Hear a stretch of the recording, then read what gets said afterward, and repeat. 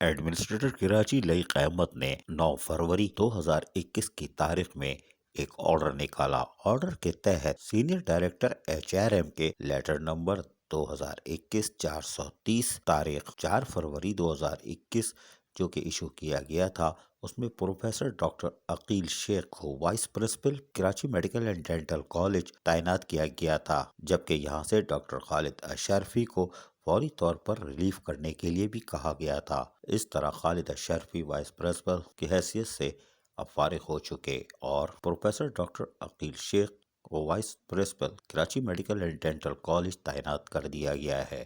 Order پہ فوری طور پر احکامات یعنی عمل درآمد کی بھی ہدایت کر دی گئی ہے۔ عزیز عارف، KBS بلدیاتی نیوز کراچی۔ ایسی ہی خوبصورت ویڈیوز فیوچر میں حاصل کرنے کے لیے ریڈ بٹن پر کلک کر کے اور بیل آئیکن کو پریس کر کے ہم سب کے سبسکرائبر بننا مت بھولیے۔